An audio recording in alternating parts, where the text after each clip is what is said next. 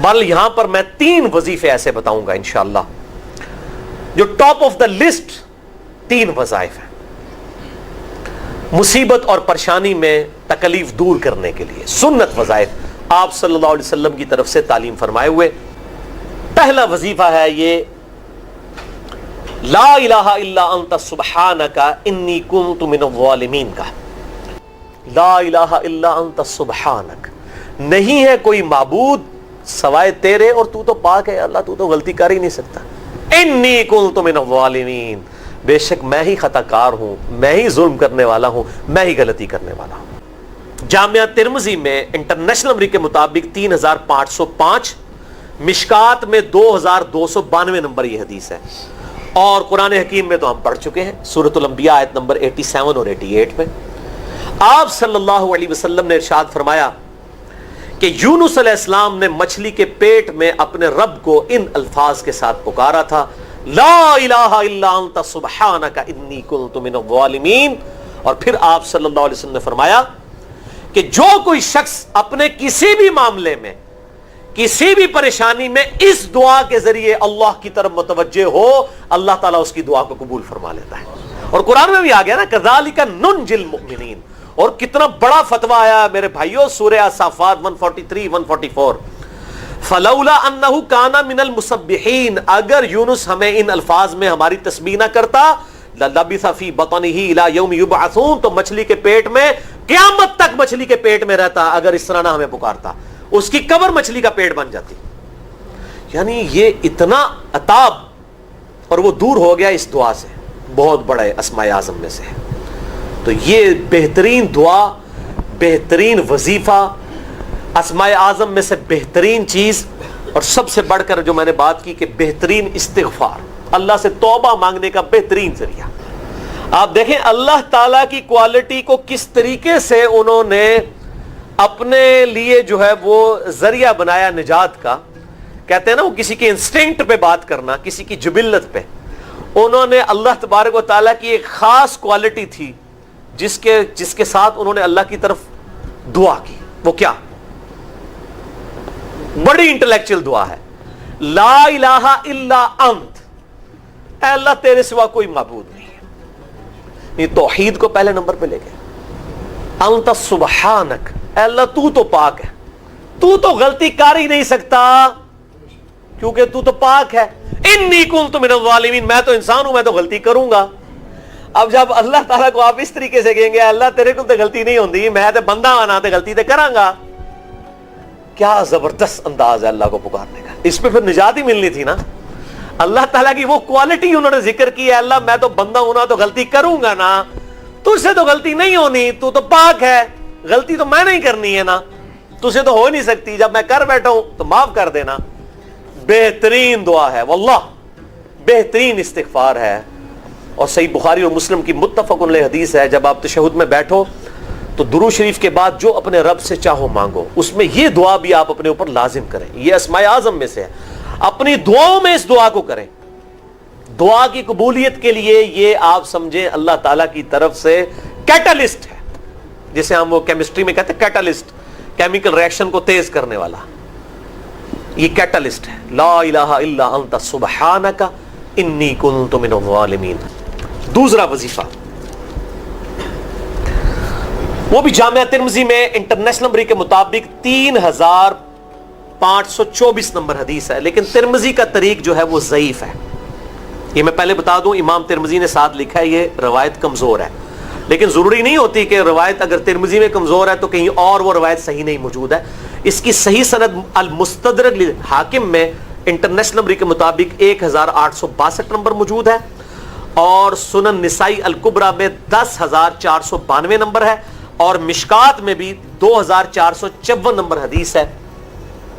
International number کے مطابق۔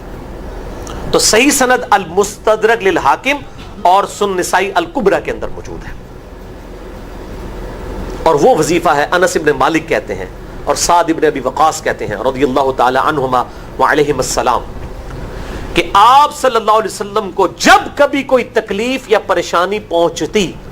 تو آپ صلی اللہ علیہ وآلہ وسلم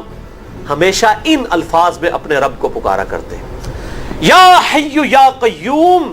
برحمتک استغیث، اے خود سے زندہ ہر چیز کو تھامنے والے،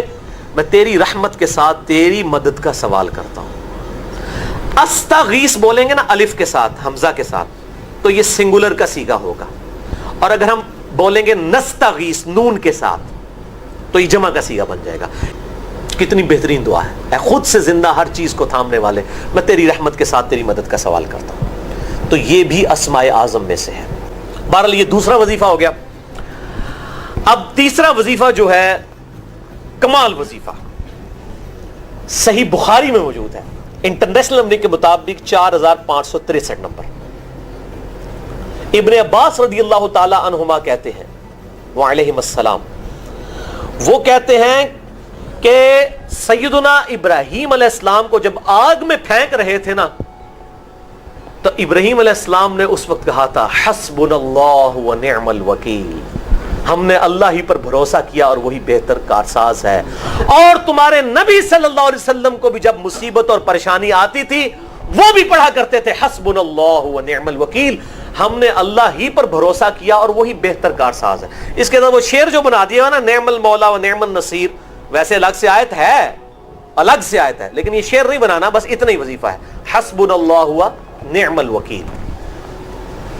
اور یہ جو انہوں نے کہا کہ نبی صلی اللہ علیہ وسلم بھی یہ کہتے تھے، اس کا ذکر الحمدللہ قرآن میں بھی موجود ہے، اس سے بھی بڑھ کر سورہ آل عمران کی 173 نمبر آیت میں ہے کہ جب نبی صلی اللہ علیہ وسلم اور اہل ایمان کو یہ خبر پہنچی کہ کافر ان کے خلاف سازشیں کر رہے ہیں، تو نبی اور اہل ایمان نے پکارا حسبنا اللہ و نعم الوکیل۔ تو حسبنا اللہ و نعم الوکیل قرآن کی آیت بھی ہے، اور یہ ہے وہ آیت، وظیفہ قرآن میں آیا ہوا ہے، یہ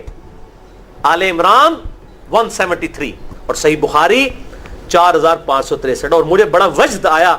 کہ ابراہیم علیہ السلام کو جب آگ میں پھینکنے لگے تھے، انہوں نے اس وقت اللہ کو ان الفاظ کے ساتھ پکارا حسبنا اللہ و نعم الوکیل۔ اچھا، یہ جتنے بھی وظیفے ہیں نا میرے بھائیوں، ان کا فائدہ اسی وقت ہے جب آپ کو ترجمہ بھی ان کا آتا ہوگا، ورنہ آپ روزانہ جتنی مرضی تسبیحیں کھینچتے رہے کوئی فرق نہیں پڑے گا۔ اس لیے میرا ایک پرسنل مشورہ ہے کہ جب بھی یہ وظیفے پڑھیں نا آپ، اردو ترجمہ بے شک آتا بھی ہونا، ایک دفعہ اپنی زبان میں اس کو ریپیٹ کریں، یعنی آپ پڑھیں حسبنا اللہ و نعم الوکیل، میں نے اللہ ہی پر بھروسہ کیا اور وہی بہتر کارساز ہے۔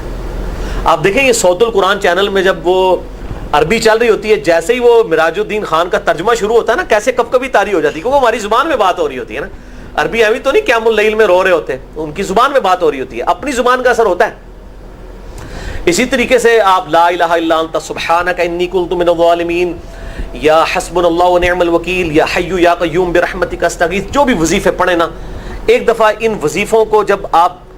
الگ سے دعا مانگ رہے ہوں، اس وقت اس کو آپ اپنی زبان میں بھی دہرائیں۔ اور اس کے لیے کوئی تسبیح نہیں کھینچنے کی ضرورت کہ آپ نے اتنے 100 دفعہ پڑھنا ہے، تسبیح تو ویسے ٹھیک ہے، وہ آپ استعمال کر سکتے ہیں، لیکن آپ چلتے پھرتے اٹھتے بیٹھتے ہر وقت جس حالت میں بھی، اور صحیح مسلم میں حدیث ہے کہ یہ جو وظائف ہیں ان کے لیے تو کوئی وضو بھی کیا، غسل بھی پروٹوکول نہیں ہے۔ اب عائشہ کہتی ہیں نبی صلی اللہ علیہ وسلم حالت جنابت میں بھی اللہ کو یاد کر لیا کرتے تھے، صحیح مسلم میں حدیث موجود ہے، جنابت والے چیپٹر میں ہر حال میں اللہ کو یاد کرتے تھے۔ اور جو قرآن میں بھی دعائیں یا اذکار آئی ہیں نا، جب آپ حالت جنابت میں بھی اس کو کریں گے نا تو اس پہ قرآن کا حکم نہیں لگے گا۔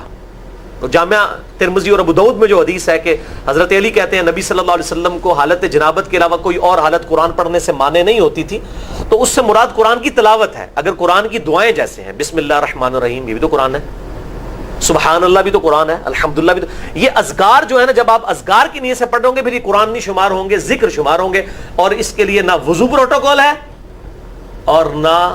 غسل کا ہونا ضروری ہے، ہر حال میں اللہ کو یاد کریں۔